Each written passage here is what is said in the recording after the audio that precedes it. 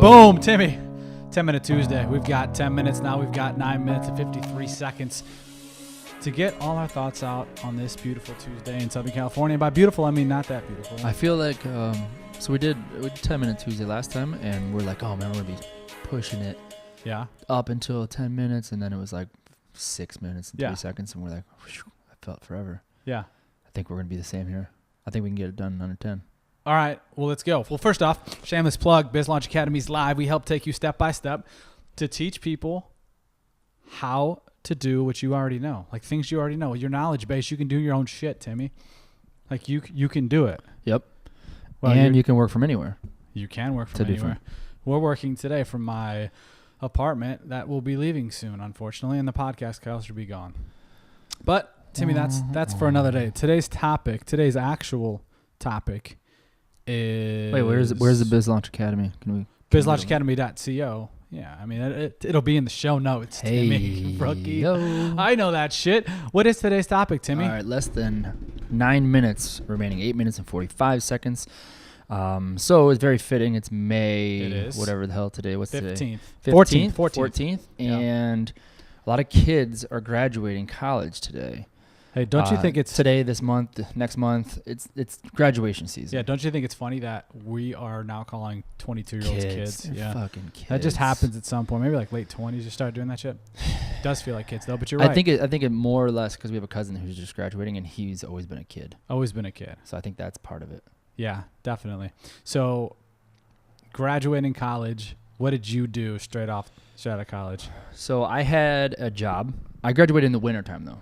So I wasn't a May, June. I was a December. Yeah. I'd already had a job lined up. And you did? Yeah, I'll take that. For the web design company? Yeah. So I'll take a sidestep. Please do. I had already architected, basically drawn up everything for Web Leads, which was our high school recruiting online platform. Our first company. Biz, yeah. So I'd done that throughout like the summertime-ish.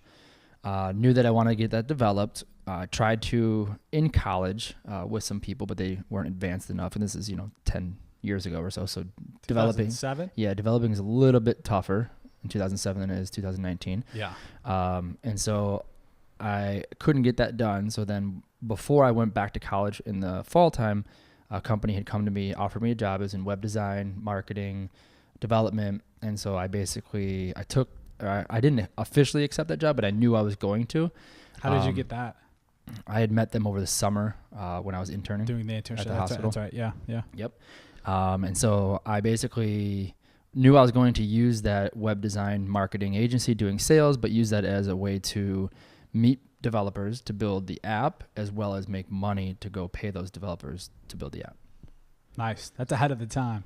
Yeah, people didn't think like that. Yeah, probably.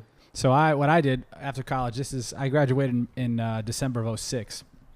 So I guess a full year ahead of you. And we think you're fucking better than me, man? Yeah. Okay.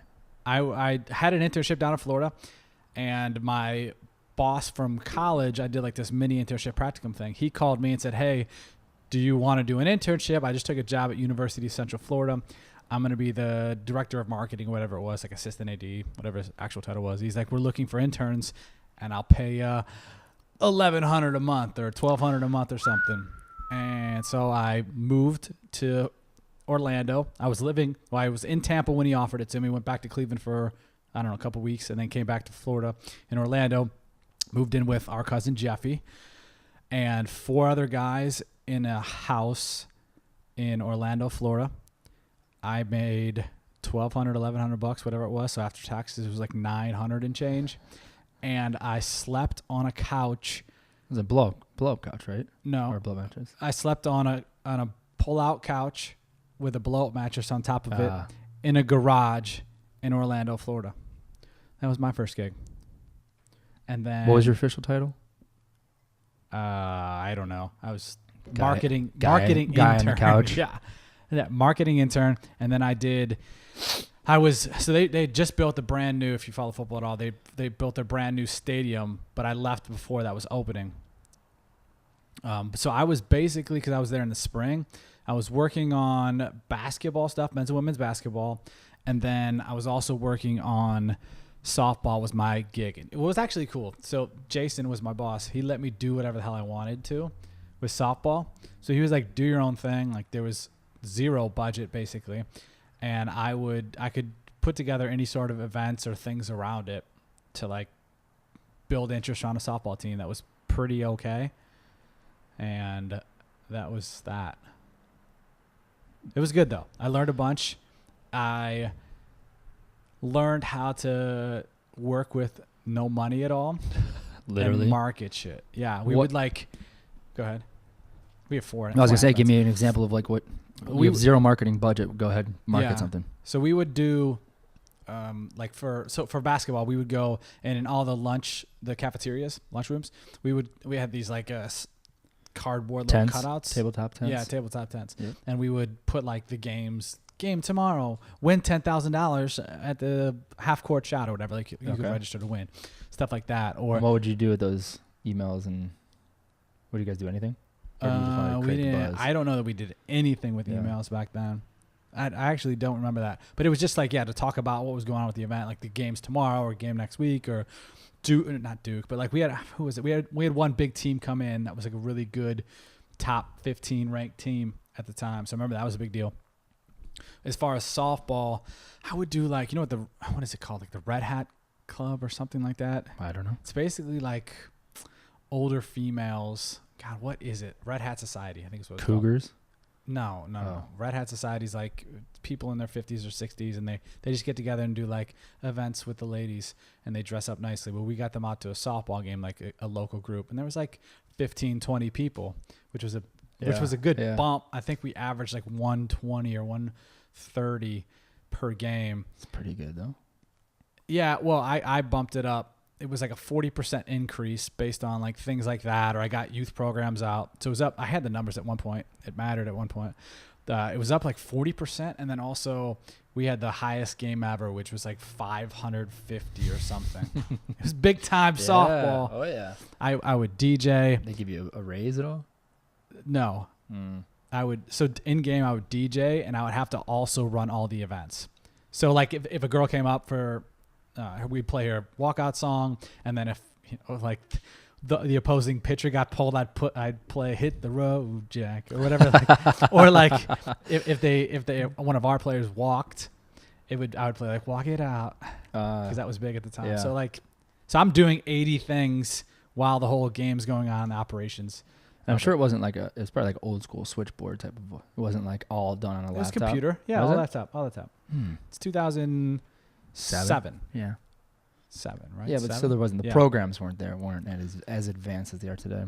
No, definitely not. Timmy, we got 155 We left. got 155. What would you do different? I think I would pick Jason's brain more about stuff that he did. He was very good about letting us do our own thing, but I should have sat and listened more. And I did some of that, but I should have done more of that. He's now the athletic director at a small school like an NAI in New Orleans. I don't know what he does now, but he's always been good with small budgets and being creative around what we're trying to sell. Because when it comes to sports, you never did like true sports marketing. Like the big thing is, and it's obvious, but you don't think about it, is you have to, you can't control what happens on the court or field or whatever it is. So you have to control the experience. So it's not just, if the team sucks, well, no one's going to come. Like, we know that. Now we have to try to get more people to be able to come in a situation that ain't ideal. Right. Anything else you would do different, Timmy, in the next 57 seconds? I would have probably done 2 things different. Okay. One is the summer leading up to my last semester at college, I was trying to buy a car. So I had 3 different jobs. I worked at the hospital. I was a bartender, and I had a restaurant job at Carrabba's. Shout out to Carrabba's. Because I wanted to buy a car, and I just wanted to pay for cash. So I did that. I wish I would have scaled one back and done something related to web leads and either like high school athletes or recruiting or something along those lines, shadowed a athletic director or something like that.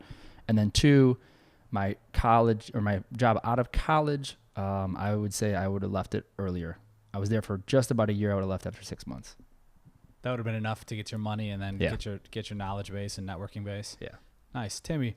9 minutes and 50 seconds. We went right a lot now. longer. We got 8 seconds. 8, Timmy, 7, it's been a real 6, pleasure. 5. Why are you counting down? I don't know. It was Goodbye.